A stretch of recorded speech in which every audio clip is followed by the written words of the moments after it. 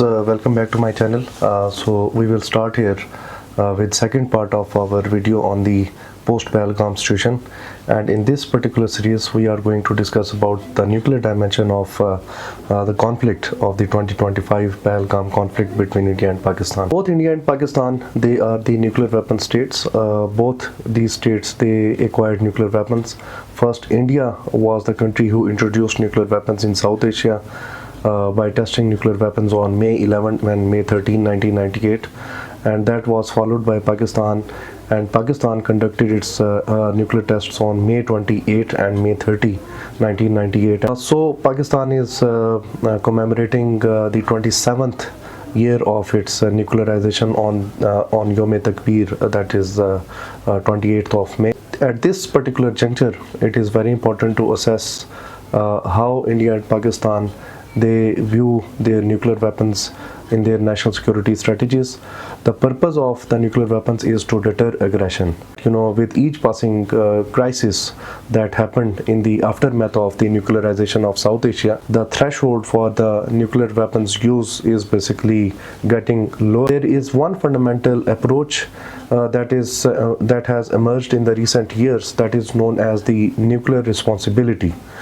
And nuclear responsibility approach means that those states who possess the nuclear weapons, they should basically make the national security decision making responsibly, particularly with regard to the nuclear weapons possession and their use. According to the Federation of Atomic Scientists report, India, as of now, we talk of 2025, India possesses around 180 nuclear weapons, whereas Pakistan possesses around 170 nuclear weapons. Nuclear weapons do play a very important and key role in the national security strategies of India and Pakistan, but it is a matter of inquiry that what are the nuclear policies of both these states. Both these states, they differ in their nuclear weapons policy making. For example, if we talk of India, published its nuclear doctrine in 2003, and as per that particular nuclear doctrine, India claimed that it will adopt a no first use policy coupled with a massive retaliation. But this policy is subjected to the controversy and debates and questions because since the last one decade there has been different calls within India, and also there are debates around the world that India might be shifting from its no first use policy, and it may be looking for a flexible kind of nuclear response strategy, particularly with regard to Pakistan. And for that matter, they are preparing for a preemptive counter force disarming nuclear strikes against Pakistani nuclear forces. So that is basically a very dangerous and perilous situation. However, there is no official claims of this particular shift in India's nuclear policy, but there are debates and there are scholarships that are available internationally that suggest that India is shifting its nuclear doctrine. India is basically tempted to the counter force approach, particularly with Pakistan. This is evidenced in the post-2019 scenario in which India has heavily invested on its military modernization program. For example, it has inducted the French Rafale jets, it has inducted the Russian S-400 missile defense systems, and it is basically has also inducted the nuclear submarines in the Indian Ocean region. In contrast, Pakistan's nuclear weapons policy, or Pakistan's nuclear policy, is somewhat different from India. Pakistan adheres to a full spectrum deterrence policy in line with credible minimum deterrence. It means that it wants to deter aggression at all levels, conflict ladders, from the strategic level to the tactical level. That Pakistan will develop only minimum number of the nuclear weapons, but those minimum number of the nuclear weapons should be credible to ensure deterrence against India. Importantly, in 2011, Pakistan also introduced the tactical nuclear weapons in shape of testing the Nasser missile, that has the range of around 60 to 70 kilometer range, and that is basically aimed to deter the Indian Cold Star doctrine. It's planning to carry out a limited conventional war under the nuclear overhang. But after that, India basically thought that its aim for the Cold Star doctrine has been challenged by Pakistan's policy, and therefore they were basically looking at below the technical level of that particular threshold, and for that matter they were finding this aerial space to carry out the aerial kinds of operations as they did in Operation Sindoor. So this is very alarming because it leads to the escalation, and in the context of the nuclear strategy, any escalation and counter escalation move leads to a kind of uncertain situation, and in which Thomas Schelling basically claims that there comes a situation in which there is a situation what we know as leaving something to chance. So in that particular pretext, no one can guess that what is going to happen and how escalation will be stopped, and India's aerial incursions like Operation Sindoor are seriously has the dangerous and escalatory effects on the overall deterrence relationship between India and Pakistan. Another important development that took place, Pakistan indicated that it is going to convene a meeting of the National Command Authority. The National Command Authority is basically the apex body that takes the decision making in terms of the nuclear weapons development and their use, and it is led by the Prime Minister of Pakistan and key federal minister, chairman, joint chief of staff and 3 services chiefs. However, once this news came out on the media, this was negated by Pakistan's defense minister Khwaja Asif that no, there is no such news that Pakistan is going to convene any such kind of meeting. But this is basically to indicate that in any kind of the situation like this that has evolved between India and Pakistan, so there are dangerous escalatory moves that lead to any kind of the uncertain situation. In terms of the nuclear debate, and particularly with respect to the Pahalgam crisis, it is a matter of question that there are questions that are basically coming up, that the deterrence has failed in South Asia, because the concept of the deterrence is basically to deter your adversary to carry out an aggression. And if India has dared to upped the ante, it means that deterrence has failed, and India has really carried out these aerial strikes against Pakistan. For that matter, this concept of the deterrence has failed. But it needs to be understood that deterrence is basically an overarching and a broader phenomena. Means that deterrence works at 2 particular levels, one at the conventional level and one at the nuclear level. At the conventional level, deterrence was challenged by India. The conventional deterrence was challenged by India. However, it was restored and it was challenged again by Pakistan as well. However, as per the nuclear deterrence, it has not failed, it is intact, and it is for that matter India has not initiated any kind of any plan of a limited conventional war against Pakistan like they had planned in the Cold Star doctrine or the proactive strategy. Likewise, they have not launched any kind of the full-fledged land operation or land warfare against Pakistan or any naval operation against Pakistan. So in that pretext, you will find that the deterrence is still intact. It has been challenged, it has been questioned, but it is basically in the domain of the conventional deterrence that was challenged, but it was again reciprocated and it was reinstated by Pakistan. Conventional deterrence has been challenged and it has been restored, whereas this nuclear deterrence was prevailing there, and it maintained a kind of strategic stability, a kind of stable relationship, the overall stable relationship in which both India and Pakistan, they did not go for a full-fledged war. There is no denial of the fact that the nuclear weapons in South Asia has somewhat resulted into a kind of precarious peace between the two nuclear armed adversaries, India and Pakistan. However, it is ugly stability, a term that has been used by Ashley Tallis. This is ugly stability that exists between India and Pakistan. A nuclear war in South Asia is neither desirable and nor feasible.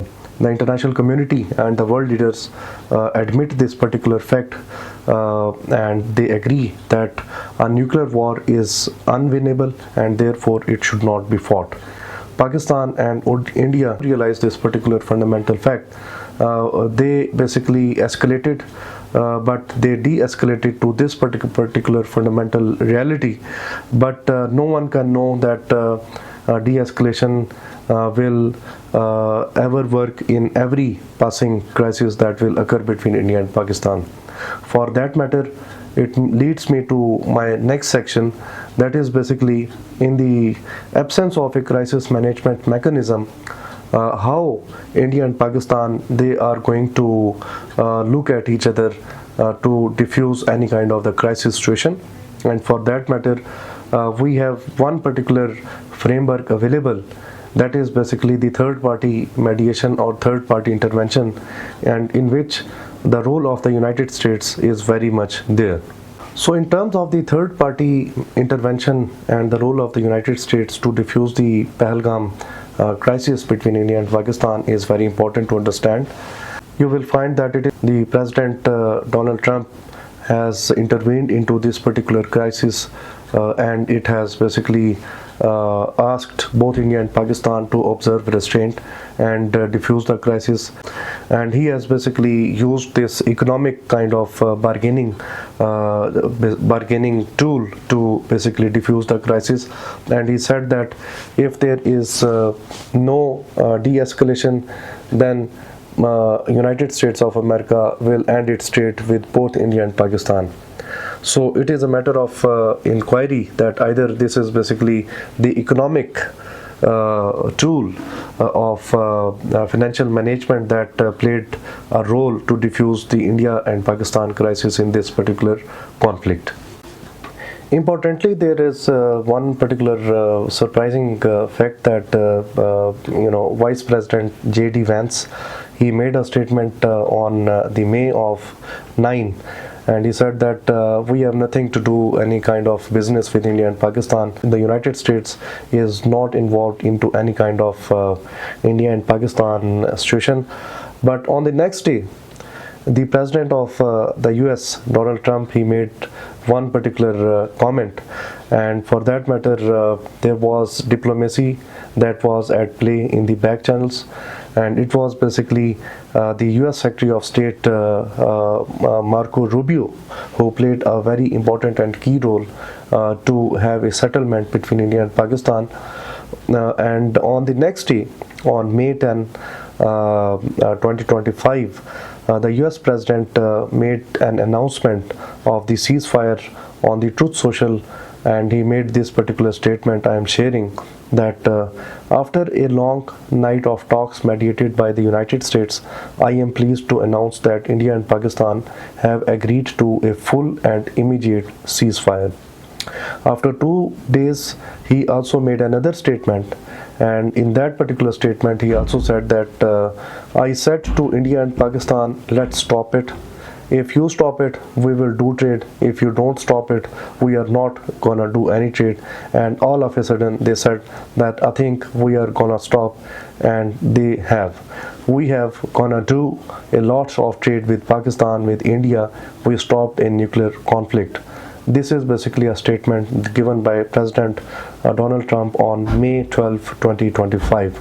So in this context, you will find that this crisis ultimately was diffused and not escalated further.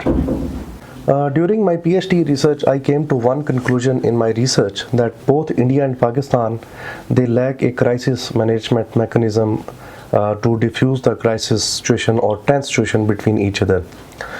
India and Pakistan they have engaged in six crises, and in those six crises, for example, in 1999 Kargil, 2001 to border standoff, 2008 Mumbai attack crisis, 2016 Uri attack and surgical strike crisis, 2019 Pulwama Balakot crisis, in 2025 Pahalgam crisis. In the first three crises and in the last crisis, the United States played an important role in diffusing the crisis. And for that matter, Moeed Yusuf, former National Security Advisor of Pakistan, in his seminal work Brokering Peace, highlighted the idea of the third party mediation to diffuse the crisis between India and Pakistan. But the real question is if each upcoming crisis will be diffused by the United States of America. This is a fundamental question that we need to look in particular reality that both these states they don't have the crisis management mechanism. Unless India and Pakistan they don't resolve their issues, they don't talk to each other and negotiate with each other on the outstanding issues like Kashmir, terrorism, water sharing and other common challenges.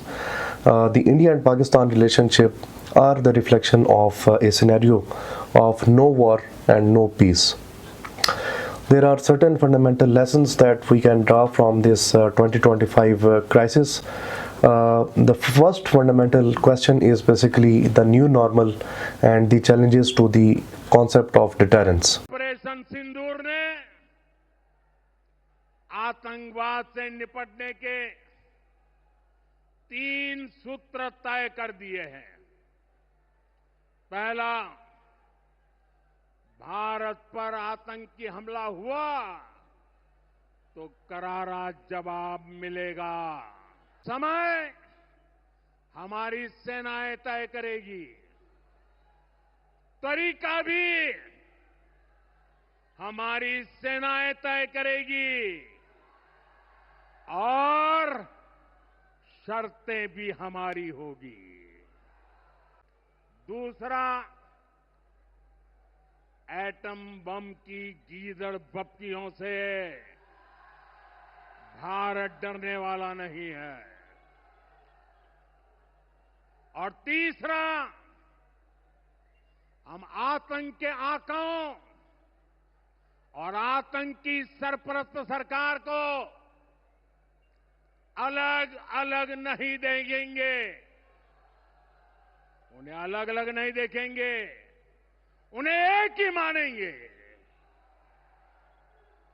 Pakistan का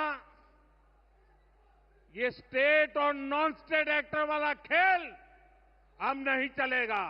India has basically not only tried but it has set a new normal of a kind of responding to any kind of terror acts inside India and blaming Pakistan without evidence and carrying out any kind of the surgical strike like the Operation Sindoor that they did. And this is not what I am saying, but this is what India is thinking. So it thinks that India will consider the next instance of the terror as an act of war, initiating direct strikes against Pakistan's military rather than just terrorist infrastructure. So this is a very dangerous and risky and concerning move by India, and it is also perilous and dangerous for the overall relationship, strategic stability and deterrence relationship between India and Pakistan as well. India breached the taboo of restraint first in 2019 and now again in 2025. It seems to be a new normal, and India did not up the ante to the nuclear level, but no one can guarantee reaching to the nuclear threshold in any future conflict scenario. While both India and Pakistan they have avoided full-scale war, the events have underscored the fragility of deterrence and the inadequacy of the existing escalation control mechanism in the nuclearized environment. The 2025 crisis also indicates us another important lesson that both these states are not only equipped with the nuclear weapons and the conventional weapons, but both these states are also equipping themselves or equipped themselves with the emerging and disruptive technologies like the artificial intelligence, drones, cyber capabilities, space weapons that are basically they are testing, some are also working on. So in that pretext, the future conflict scenarios will also have the integration of the emerging technologies in the existing force structures based on the conventional and the nuclear force capabilities. The risks of the miscalculation multiplies in this particular scenario, in which both these countries have the compressed geography, high alert postures, and the logic of the full spectrum deterrence also exists. There is virtually no escalatory buffer, no meaningful space to fight and contain the conflict once the thresholds are crossed. While the current crisis may be de-escalating on the surface, its long-term implications for the crisis management, nuclear signaling, and regional diplomacy are profound. This 2025 crisis somewhat has been a new normal, but it is also dangerous move for the overall deterrence and the strategic relationship between India and Pakistan. Second important lesson what we can draw is basically the growing effectiveness of the confidence building measures. Soon after this crisis has subsided, both India and Pakistan, they have resorted to the prisoners swap that became as a one of the major move for a confidence building measures. Likewise, Pakistan's decision to keep the Kartarpur corridor open despite the rising tensions was a great diplomatic decision that was based on pragmatism and sane decision making. Both these states, they need to develop such kind of confidence building measures to maintain a kind of trust, confidence and stable relationship amid the escalation and crisis situation. Another important lesson is basically the China's technological edge in this particular crisis. China's military platforms in the aerial domain are getting recognition worldwide, and we must be thankful to the Chinese cooperation in this particular episode. China's J-10C, equipped with the PL-15 missiles, JF-17 Thunder, proved more effective that India's recently inducted Rafale jets equipped with the Scalp missile. Another important lesson that we can draw is from the Operation Sindoor and Pakistan's response is that while India's action under the Operation Sindoor was based on the violation of Article number 1 and Article number 2.4 of the UN Charter, and that is respecting sovereignty, territorial integrity, non-interference and non-intervention, Pakistan's response of Marka-e-Haq and Operation Bunyan Marsoos or Iron Wall was calculated under the Article number 51 self-defense of the United Nations Charter. Another important lesson is basically the misinformation and disinformation. It is said that in war, the truth is the first casualty. Both states inflicted damages to each other and claimed victory. Likewise, there was misinformation and disinformation that was at play between both these particular states. For example, there was news reports of India's overwhelming success, in which India had struck a Pakistani nuclear base, downed 2 Pakistani fighter jets, and blasted part of Pakistan's Karachi airport. The country's oil and trade lifeline was also affected. Each piece of this particular information was highly specific, but none of it was true. Likewise, allegedly, India's strike on Pakistan's Kirana Hills, a reservation of Pakistan's Ministry of Defense, was also proved to be wrong when India denied attacking it. Despite the intensity of the 2025 crisis, the India-Pakistan Agreement on the Prohibition of Attack Against Nuclear Facilities, signed in 1988 and reaffirmed annually, was held firm. This long-standing confidence-building measure, which mandates both sides to exchange lists of nuclear installations every January 1st, has thus prevented direct strikes on declared nuclear sites. Likewise, stories from Pakistan also included, like for example, we have captured a Indian female fighter, a claim that was rejected by media wing of armed forces in a press briefing. News also surfaced in Daily Telegraph, a UK-based media outlet, indicating that Pakistan's Air Force is the king of the skies. That also proved to be false. So in that sense, you will find that misinformation and disinformation campaigns has been at play between India and Pakistan crisis situation. By concluding our discussion, we can say that what is basically the trajectory of India and Pakistan's relationship in the post-Pahalgam scenario. Though the escalation was subsided, the crisis was diffused, but the rhetoric that is basically coming up particularly from India, is it is dangerous. Prime Minister Modi, he said that Pakistani youth, you have the bread, or otherwise I have the bullet. A leader of the responsible nuclear weapon state should not give statements like this. In international relations, it is said that you cannot change your neighbors, but you can change your attitudes and behaviors. And Pakistan is basically a reality. It's a nuclear weapon state. India must have to admit this particular fact sooner or later, but this is basically a reality. And it is a matter of common interest for both these states to negotiate with each other. And for that matter, it is important that India and Pakistan, they talk with each other and they restore the comprehensive dialogue process and negotiate all outstanding issues, including Kashmir, water sharing, terrorism, and other common challenges like for example climate change and like these things. But for that matter, goodwill and negotiations are the one fundamental prerequisite to start with. It is high time for India to restore the Indus Water Treaty. Otherwise, this is basically going to have the implications for the overall relationship between India and Pakistan.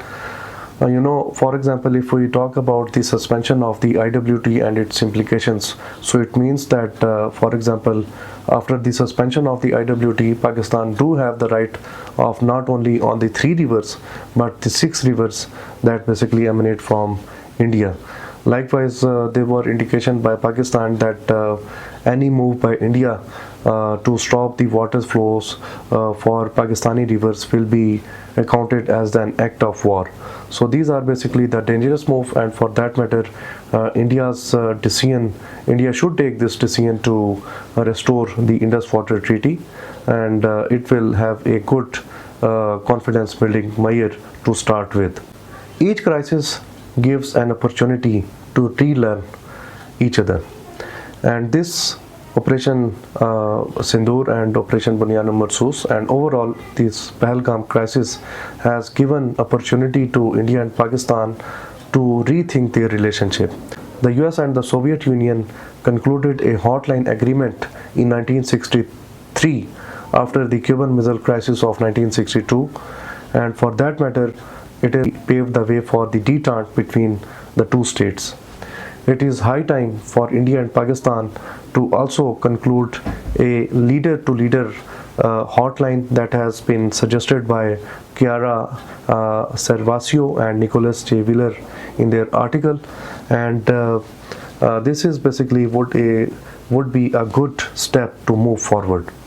These two scholars also suggested for the track to diplomacy between India and Pakistan in terms of the South Asian Standing Communication Secretariat. So this forum will basically give recommendations to the governments of India and Pakistan to move forward. Third advice to move forward with India and Pakistan is to have a guideline for the responsible reporting that needs to be undertaken between India and Pakistan, that needs to prioritize accuracy, fact-checking and transparency while discouraging sensationalism and narratives that fuel tensions. It is high time for India and Pakistan to really think for a crisis management mechanism under the nuclear environment. Both these states, they do need to have a crisis management mechanism. It may be bilateral, but it may also involve a neutral third party intervention as well. Given this particular context, both these states, they need to have a kind of dialogue, negotiation and diplomacy to work if they want to move forward. But for that matter, there is one particular prerequisite, that is the political will that is needed most from the Indian side. Thank you very much.